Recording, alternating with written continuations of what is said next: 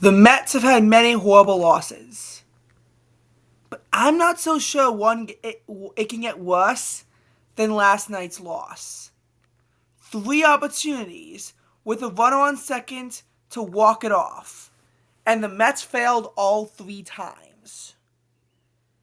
Honestly, this is a very concerning sign for the Mets, as they have now lost. Let's look at it. Oh, yeah. Six of their last 8 games. 6 of their last 8 games. They have a 9-11 record in May, which really is 9-12 when you include their loss on the 30th of April. And ever since getting McNeil and Alvarez back after sweeping the Philadelphia Phillies, the Mets have gone 12-14. They are feeble losers. And there's one man in particular who deserves a ton of blame for this. Juan Soto, putting up another despicable 0-for-5 performance with yet another grounding into double play. Again, more feebleness from the Mets, as Soto goes another 0-for-5. Pete Alonso 0-for-3, though he did have a nice sacrifice fly in the fourth. Francisco Lindor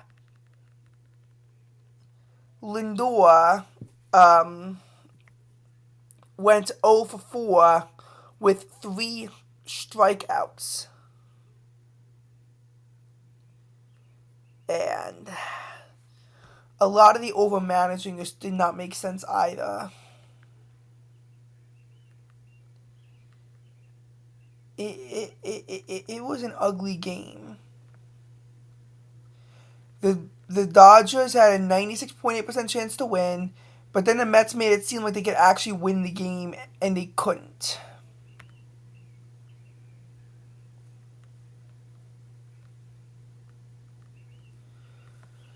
But while the hitting was feeble and extras and the pitching did its job, in regulation, I gotta give quite a bit of blame to the pitching. The Mets had a big rain delay during the Freeman walk, but the Mets basically loaded up the bases with 2 outs, and then Kranick came in because he came in after the rain delay and allowed back-to-back singles to make it 3-0, putting the Mets in a hole.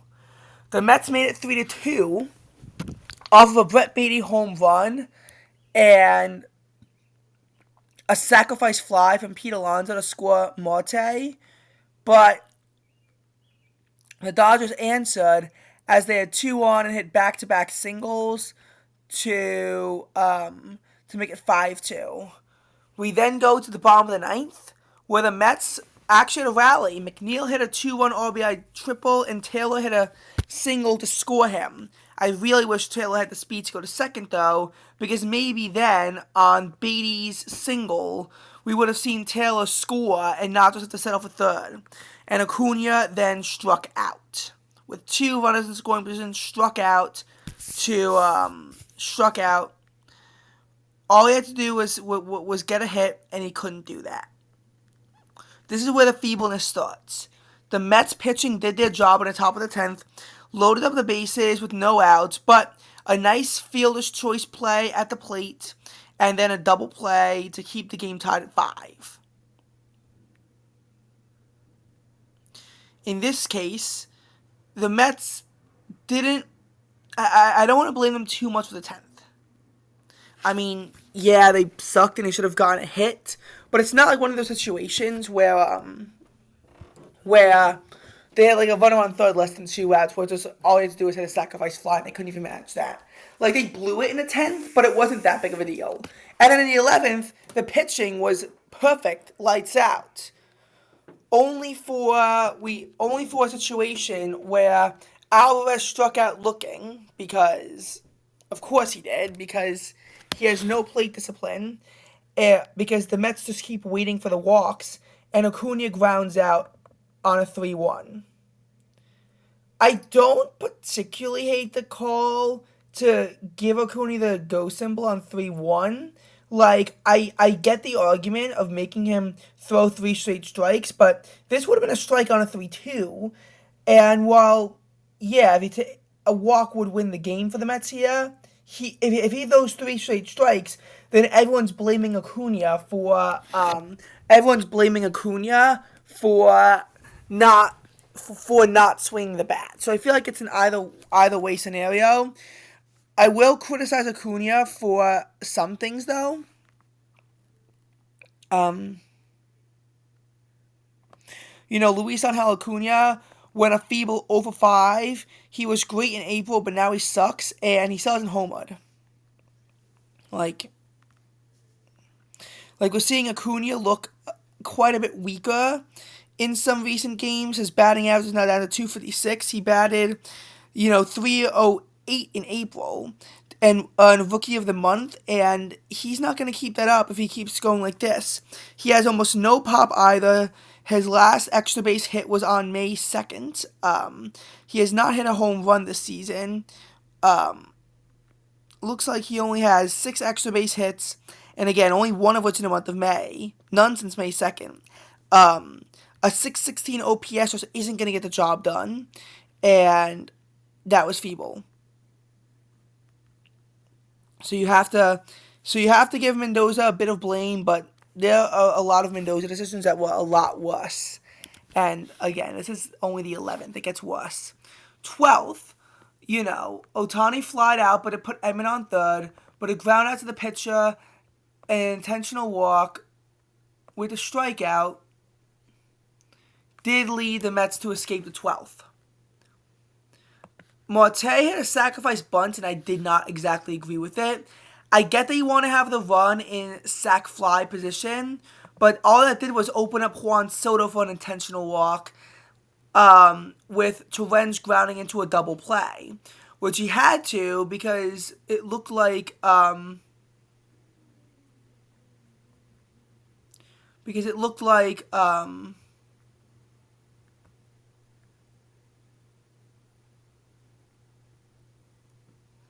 what happened? They had Azarkov run for Alonso, and then they had to have Luis Torrens play first base. So that didn't work out, and Torrens grounded into a double play. Like if you hit that out of the infield, then that's probably going to win the game if you get it out of the infield on a sacrifice fly. Then, of course, in the 13th, an RBI double comes in, a sacrifice double play to make it 7-5, and the Mets just show no life in the bottom of the 13th. A pathetic game for the Mets after a series of pathetic games, and honestly, it really can't get worse. Chavez has to go. He even said he doesn't care what the launch angle is. All he wants to do is put the ball into play, and Lindor even has to remind him to do his job at times. This whole team is collapsing. I get that you can't blame Chavez for the top of the order, but the bottom of the order looking as bad as it is, you can really blame Chavez a lot for the approach. Mendoza needs to take more accountability and stop making horrible decisions. Stearns needs to learn to actually fire these people, and Cohen also needs to learn to stop overspending on these prospects that never work out and to actually learn to develop prospects. I know either way the Mets are going to lose and never win a championship, but that's just that. Here's what I'll also say for the Mets. In 2024, looking at the Mets season, obviously the Mets made it to the NLCS. But they dropped to 4 games out of the National League wild card by August 28th. As the record was 69-64. They not only needed to win the games in September, they needed a team, actually the D-backs, to collapse to make the playoffs. And this is after they had actually briefly taken the 4 seed with a 55-48 record at the end of July. So the Mets really needed a miracle run to make it to the playoffs.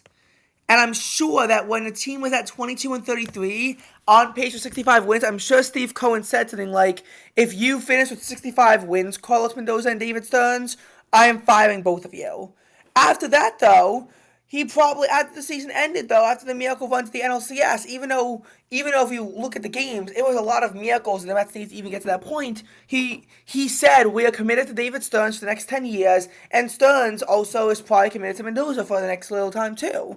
So, if the Mets do badly in 2025, I don't think either Mendoza or Stearns is getting fired. I certainly don't think Stearns is getting fired. I don't think Mendoza is getting fired either.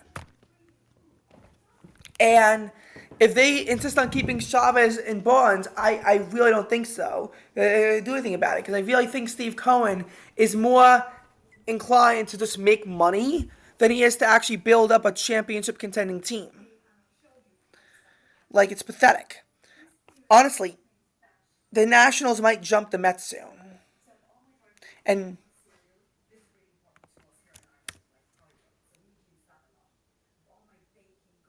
the Braves,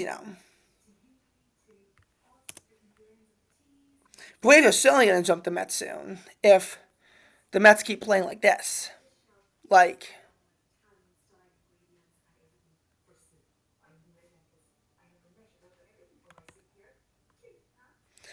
this is wrong. The Mets are now 3 games out of first.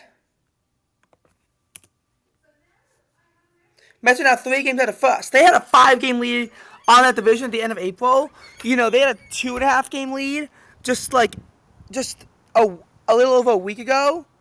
They've let the window. They're now out of it by 3 games. The Mets division chances are pretty much over. Philadelphia just looks too good. Mets had the opportunity to stand on business, and they couldn't do that when they lost series to pretty bad teams, like splitting with the Nationals, losing a series to the D-backs at home, losing a series to the Cardinals, not doing things like sweeping the Pirates, then losing series not just to the Yankees but also to the Red Sox. Looking feeble in the process. And now the Los Angeles Dodgers, where they're probably going to lose a series at home. I get that the Mets schedule gets a lot easier on paper after this. You have the White Sox, who was the worst team in baseball history last year, and the Rockies, who are on pace to do even worse than that. I get that. And then, obviously, you have to go out west to face the Dodgers, which is going to be a very, very difficult series. But then you play an easy team like the Rockies after that. I mean, I get that the Mets don't have an off day. I get that they don't have an off day. I get Thursday's their last off day until June 9th, but I get it. Then they play the Rockies, then they come back and play the Nationals and Rays. This stretch, besides the Dodgers, isn't a hard stretch. But can the Mets even win a single game against the Dodgers? Not if they keep playing like this, because yesterday was probably the Mets' best opportunity to beat the Dodgers, and they couldn't do it. No, I'm not saying that in 7 games, the Mets can't win a single game just by luck alone.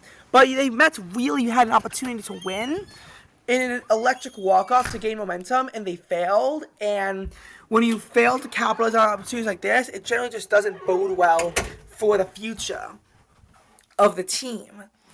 And White Sox and Rockies, teams you just can't take for granted. The Mets have been known to struggle against trash teams like this. They can lose these series too. And then, of course, the Dodgers is going to be a tough series. Nationals, we saw it happen last time. The Nationals can play the Mets tough. And the Nationals could be a team that seeks into the playoffs.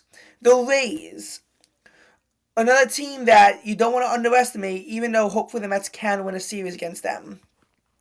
Then you have this gauntlet of Braves, Phillies, Braves, which is going to not be an easy series, especially the Phillies being the best team in the NL, and honestly, the Mets could go 2-8 in that stretch, or worse.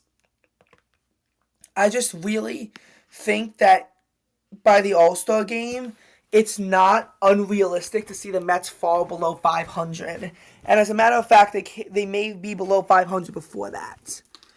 At some point, this tolerance for Barnes and really, especially Chavez, has got to go. And I do think that if the Mets fall to under 500 by the All-Star game, that will happen. I do think that if the Mets are under 500 by the All-Star game, they're gone. Because if the offense, which is supposed to be the reason why they're a championship contender, is the reason why they're instead below 500, with Soto looking as bad as he is and others also looking terrible, I think that their jobs could be at risk, especially at the All-Star break where they don't play for a few games. It's not like you have to worry about a new person getting used to the system. Like, you have the break.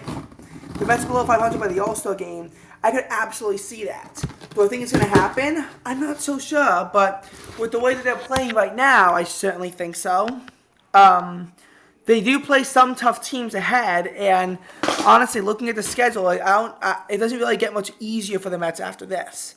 It just doesn't. I don't think the Mets are making the playoffs. And I certainly don't think the Mets are going to make the playoffs if nothing changes. And nothing's going to change if they just keep flirting 10 games over 500. You know that nothing's going to change. Even though that, 18-7 start will eventually turn into an 86-76 finish, which is not going to make the playoffs. But instead, they'll commend the Mets for making it just short of the playoffs instead. You know that that's what's going to happen. Steve Cohen is feeble, as I've said. So, the Mets better start shaping it up. They better improve. The only way of making the playoffs is if they substantially improve on their record. I think it's possible. Do I think it's likely? No, but I think it's possible. They better improve, though.